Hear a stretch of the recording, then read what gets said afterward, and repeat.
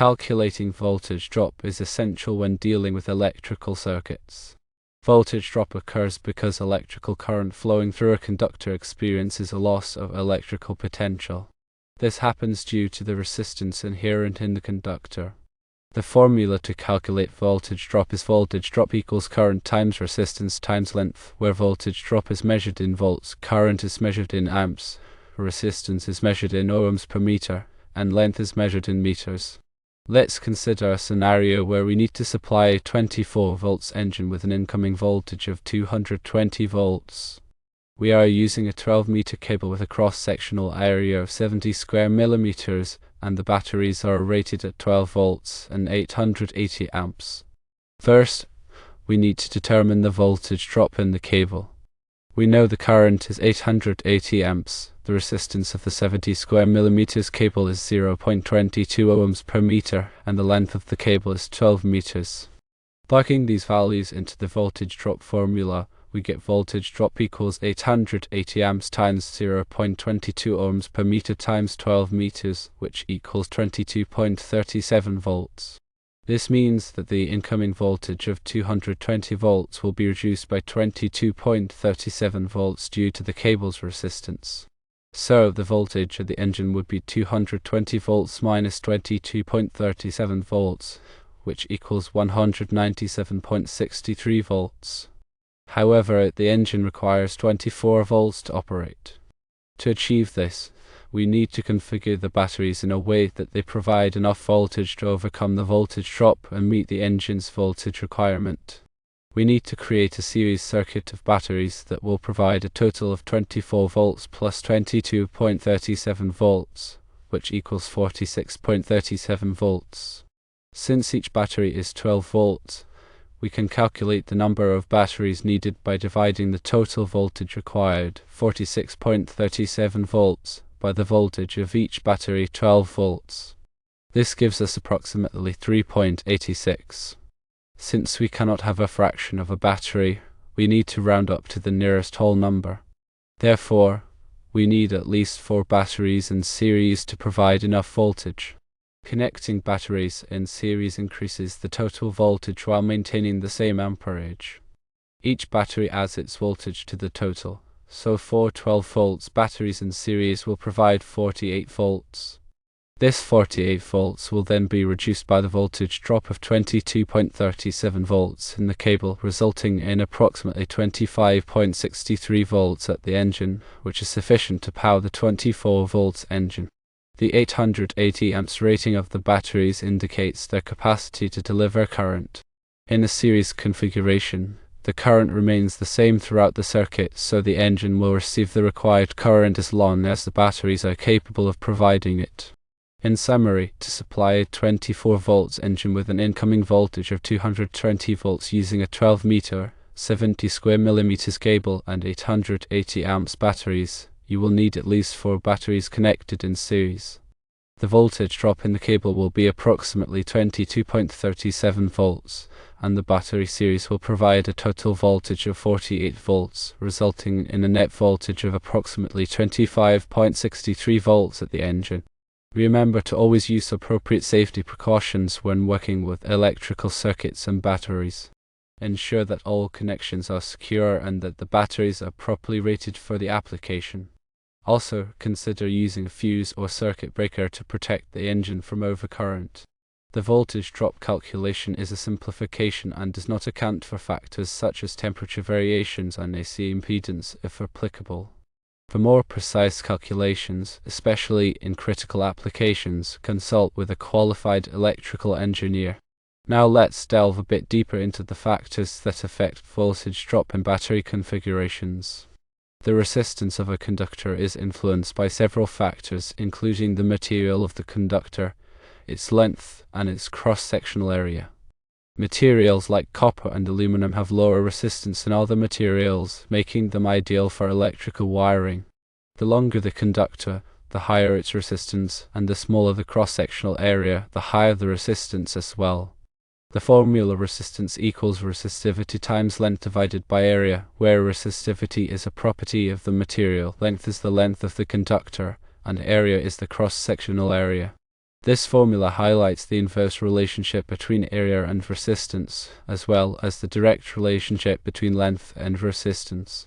When selecting a cable for an application, it's essential to choose one with a cross-sectional area that is large enough to minimize voltage drop and prevent overheating.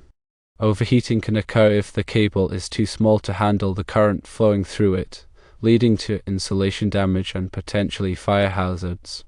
National Electrical Code, or NEC, provides guidelines for cable sizing based on the current carrying capacity, also known as ampacity, of different types of cables. These tables take into account factors such as the insulation type, the ambient temperature, and the number of conductors bundled together. For example, NEC Table 310.15b16 lists the ampacity of various insulated conductors based on their size and temperature rating. It's crucial to consult these tables to ensure that the cable you select is appropriate for your application.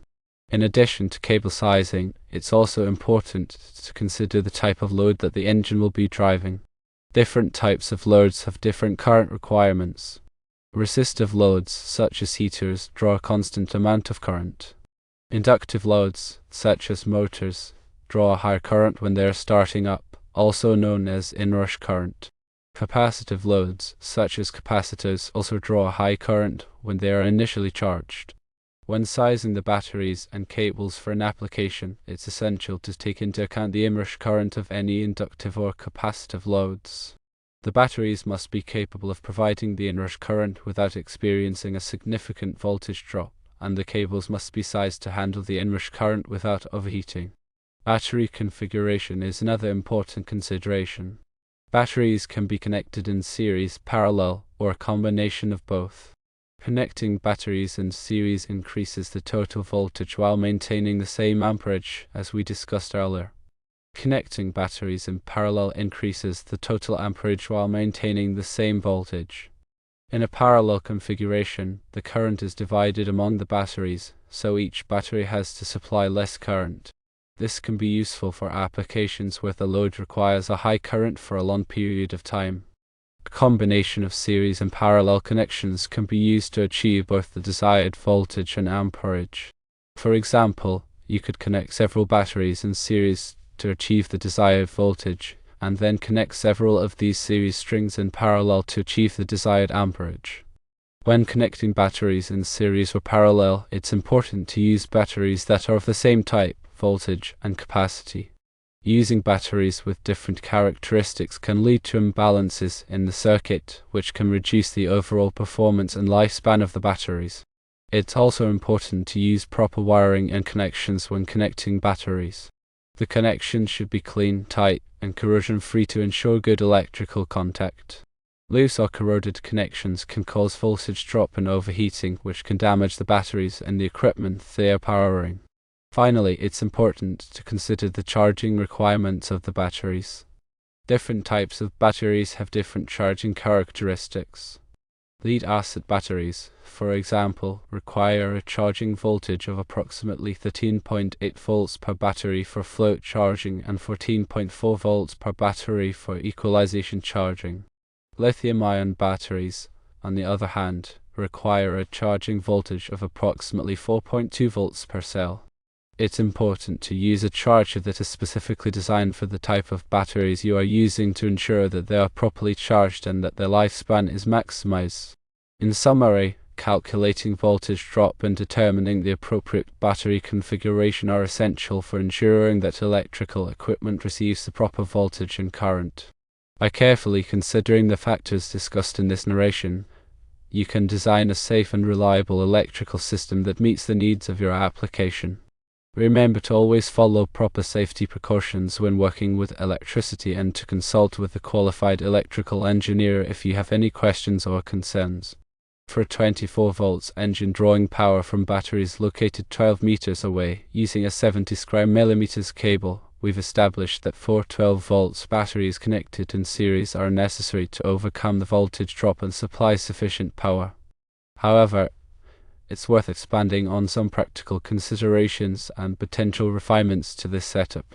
Firstly, while the calculation provides a theoretical minimum number of batteries, it's often prudent to add a safety margin. Battery voltage can sag under load, especially as the batteries age or if they are subjected to temperature extremes. Therefore, considering 5 batteries in series might be a more robust solution, ensuring that even under less than ideal conditions, the engine receives adequate voltage.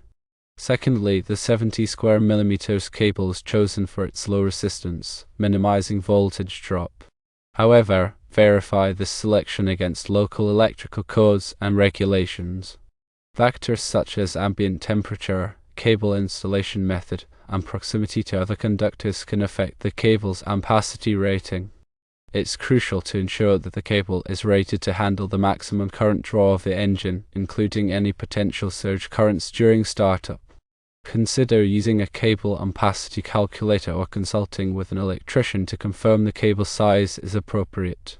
Thirdly, the battery's 880 amps rating refers to the cold cranking amps, or CCA, which is a measure of their ability to deliver high current for a short period, typically for starting an engine. However, for continuous operation, the battery's ampere, or R, rating is more relevant.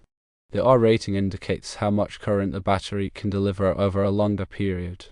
Ensure that the total R capacity of the battery bank is sufficient to power the engine for the desired duration. If the engine needs to run for several hours, a higher R rating will be necessary.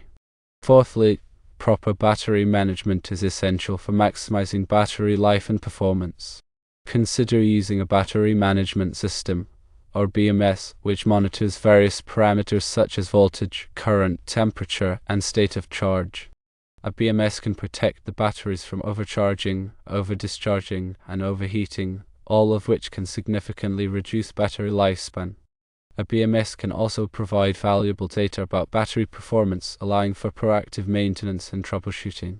Fifthly, the wiring and connections in the battery bank are just as important as the batteries themselves.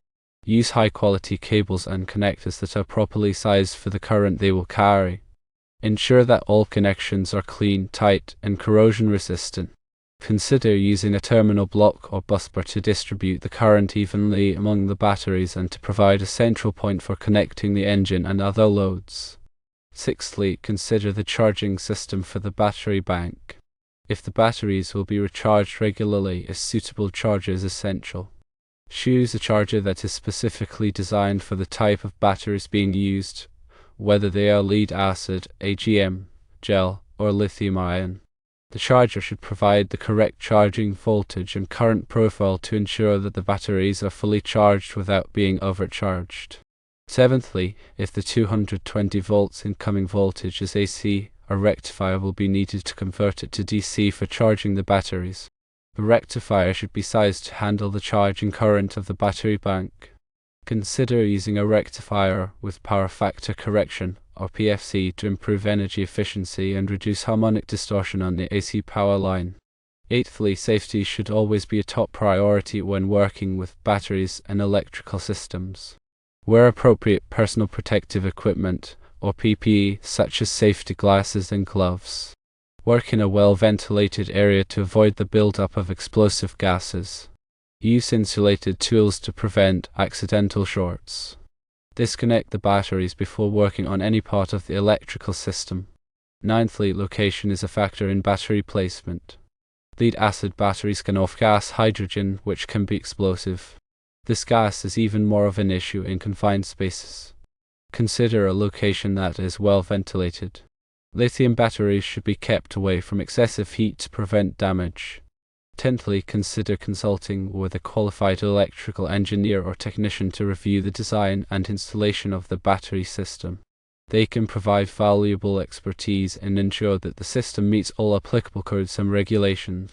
They can also help to troubleshoot any problems that may arise and to optimize the system for performance and reliability. In conclusion, while the basic calculations provide a starting point for designing a battery system, there are many practical considerations that must be taken into account to ensure a safe, reliable, and efficient system. By carefully considering all of these factors, you can create a battery system that will provide years of reliable service.